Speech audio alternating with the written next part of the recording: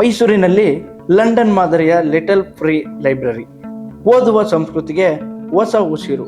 ಓದುವ ಸಂಸ್ಕೃತಿಯನ್ನ ಉತ್ತೇಜಿಸುವ ನಿಟ್ಟಿನಲ್ಲಿ ಮೈಸೂರಿನ ಯುವಕ ಮೊಹಮ್ಮದ್ ಒಮರ್ ಉಲ್ಲಕ್ ಅವರು ಲಂಡನ್ ಮಾದರಿಯಲ್ಲಿ ಲಿಟಲ್ ಫ್ರೀ ಲೈಬ್ರರಿ ಯೋಜನೆಯನ್ನ ಪ್ರಾರಂಭಿಸಿದ್ದಾರೆ. ಇದು ಹಲವಾರು ದಿನಗಳಿಂದ ಕಾರ್ಯನಿರ್ವಹಿಸುತ್ತಿದೆ.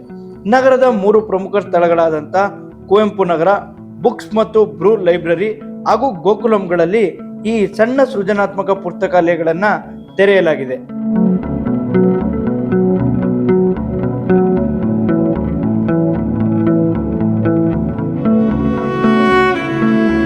ಲಂಡನ್ನ ಪ್ರಸಿದ್ಧ ಬ್ರಿಟಿಷ್ ಲೈಬ್ರರಿಯಲ್ಲಿ ಪ್ರಾಜೆಕ್ಟ್ ಆಫೀಸರ್ ಆಗಿ ಕೆಲಸ ಮಾಡಿದ್ದ ಒಮರ್ ಉಲ್ಲಕ್ ಅವರಿಗೆ ಅಲ್ಲಿ ಕಂಡ ಸ್ಟ್ರೀಟ್ ಲೈಬ್ರರಿ ಮಾದರಿ ಪ್ರೇರಣೆಯಾಗಿದ್ದು, ಅದೇ ತತ್ವವನ್ನು ಮೈಸೂರಿನಲ್ಲೂ ಅನುಸರಿಸುವ ಆಲೋಚನೆ ಮೂಡಿದೆ. ಸಾರ್ವಜನಿಕರಿಗೆ ಮುಕ್ತವಾಗಿ ಲಭ್ಯವಾಗುವ ಪುಸ್ತಕ ಸಂಸ್ಕೃತಿಯನ್ನು ಬೆಳೆಸುವ ಉದ್ದೇಶದಿಂದ ಅವರು ಈ ಯೋಜನೆ ಆರಂಭಿಸಿದ್ದಾರೆ.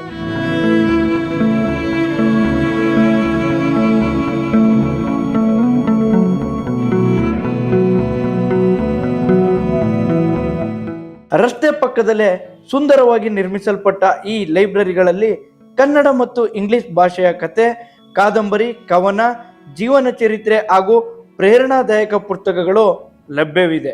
ಓದುಗರಿಗೆ ಯಾವ ಸಮಯದಲ್ಲಾದರೂ ಪುಸ್ತಕ ತೆಗೆದುಕೊಂಡು ಓದುವ ಅವಕಾಶವಿದೆ. ವಿಶೇಷವೆಂದರೆ ಇಲ್ಲಿ ಪುಸ್ತಕ ಖರೀದಿಯ ಅಗತ್ಯವಿಲ್ಲ. ದಾನಿಗಳ ಸಹಕಾರದಿಂದ ಪುಸ್ತಕಗಳನ್ನು ಸಂಗ್ರಹಿಸಲಾಗುತ್ತಿದೆ. ಓದಿದವರು ತಮ್ಮ ಪುಸ್ತಕವನ್ನ ಇಲ್ಲಿ ದಾನವಾಗಿ ನೀಡಬಹುದಾದ ಒಂದು ವ್ಯವಸ್ಥೆಯನ್ನ ಕಲ್ಪಿಸಲಾಗಿದೆ.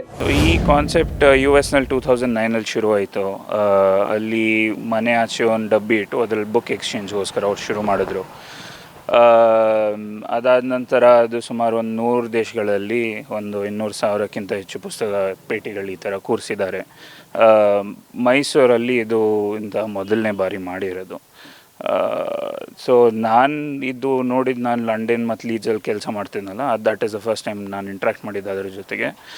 ಆವಾಗ ನಾನು ಲೀಡ್ಸ್ನಲ್ಲಿರೋ ಪ್ರಾಜೆಕ್ಟ್ ಜೊತೆ ಕೆಲಸ ಮಾಡ್ತಿದ್ದೆ ಈ ಲಿಟಲ್ ಫ್ರೀ ಲೈಬ್ರರಿಗೆ. ಸೊ ಅದು ನೋಡಿಬಿಟ್ಟು ನಾನು ಇಲ್ಲಿ ಮೈಸೂರಿಗೆ ಬಂದಾಗ ಹಾಲಿಡೇಸ್ಗೆ ಶುರು ಮಾಡೋಣ ಅಂತ ಹೇಳ್ಬಿಟ್ಟು ಶುರು ಮಾಡಿದ್ದೆ. ಪಬ್ಲಿಕ್ಸಿಂದ ಯಾವ ರೀತಿಯ ರೆಸ್ಪಾನ್ಸ್ ಇದೆ ಸರ್? ರೆಸ್ಪಾನ್ಸ್ ಭಾಳ ಚೆನ್ನಾಗಿದೆ. ಮಕ್ಕಳು, ಹಿರಿಯರು ಎಲ್ಲರೂ ಬಂದು ಉಪಯೋಗಿಸ್ತಿದ್ದಾರೆ. ದೂರದಿಂದ ಜನ ಹುಡ್ಕೊಂಡು ಬರ್ತಿದ್ದಾರೆ ಉಪಯೋಗಿಸೋಕ್ಕೆ. ಪುಸ್ತಕಗಳು ಬಿಟ್ಟು ಹೋಗ್ತಾರೆ. ಭಾಳಷ್ಟು ಜನ ಡೊನೇಷನ್ಸ್ ಅವರೇ ಮುಂದೆ ಬಂದು ಕೊಡ್ತಿದ್ದಾರೆ. ಭಾಳಷ್ಟು ಮಕ್ಕಳು ಉಪಯೋಗಿಸ್ತಿರೋದ್ರಿಂದ ಸರ್ಕ್ಯುಲೇಷನ್ ಭಾಳ ಚೆನ್ನಾಗಿದೆ. ಕಲೆಕ್ಷನ್ಸು ಚೆನ್ನಾಗಿ ಬರ್ತಿದೆ. ಕನ್ನಡ ಬುಕ್ಸ್ದು ಡೊನೇಷನ್ ಅಷ್ಟು ಇನಿಷಿಯಲಿ ಇರಲಿಲ್ಲ, ಆದರೆ ಅಪೀಲ್ ಮಾಡಿದಾಗ ಭಾಳಷ್ಟು ಜನ ತಂದು ಕೊಟ್ಟರು ಬುಕ್ಸು. ಸೊ ಅದರಿಂದ ಇಂಟ್ರೆಸ್ಟ್, ರೆಸ್ಪಾನ್ಸ್ ನಾನು ಎಕ್ಸ್ಪೆಕ್ಟ್ ಮಾಡೋಕ್ಕಿಂತ ಜಾಸ್ತಿನೇ ಇದೆ. ಹಾಗಾದರೆ ಫಸ್ಟ್ ಟೈಮ್ ಇರೋದ್ರಿಂದ ಕಾನ್ಸೆಪ್ಟು ನಾನು ಫಸ್ಟ್ ಹೆಸಿಟೇಷನ್ ಇರುತ್ತೆ, ಒಂಥರ ಜನಕ್ಕೆ ಉಪಯೋಗಿಸೋಕ್ಕಂತ ಅಂದ್ಕೊಂಡಿದ್ದೆ. ಬಟ್ ಆ ಥರ ಏನಿಲ್ಲ. ಭಾಳ ಇದು ರೆಸ್ಪೆಕ್ಟಿಂದ ಬಂದು ಉಪಯೋಗಿಸ್ಕೊಂಡು ಮೆಸೇಜಸ್ ಬಿಟ್ಟು ಎಲ್ಲ ಪ್ರೀತಿಯಿಂದ ನೋಡ್ಕೋತಿದ್ದಾರೆ. ಲಿಟಲ್ ಫ್ರೀ ಲೈಬ್ರರಿಗಳ ಸ್ಥಳವನ್ನು ತಿಳಿದುಕೊಳ್ಳಲು QR ಕೋಡ್ ವ್ಯವಸ್ಥೆಯನ್ನು ಸಹ ಕಲ್ಪಿಸಲಾಗಿದೆ. ಸ್ಮಾರ್ಟ್ ಫೋನಿನಿಂದ QR ಕೋಡ್ ಸ್ಕ್ಯಾನ್ ಮಾಡಿದರೆ ಲೈಬ್ರರಿಯ ನಿಖರ ಸ್ಥಳ ಮತ್ತು ಅದರ ಮಾಹಿತಿ ತಕ್ಷಣ ಲಭ್ಯವಾಗುತ್ತದೆ.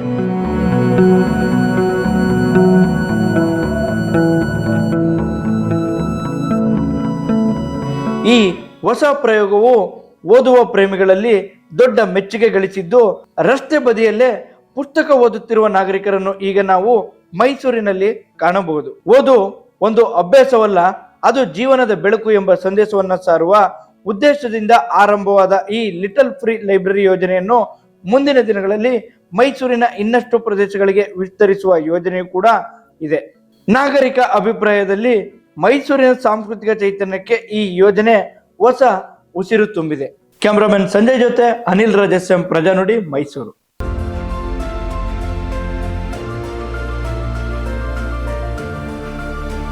ನೈಜ ಸುದ್ದಿಗಾಗಿ ನೋಡ್ತಾ ಇರಿ ಕನ್ನಡಿಗರ ಪ್ರಜಾನುಡಿ ದಿನಪತ್ರಿಕೆ.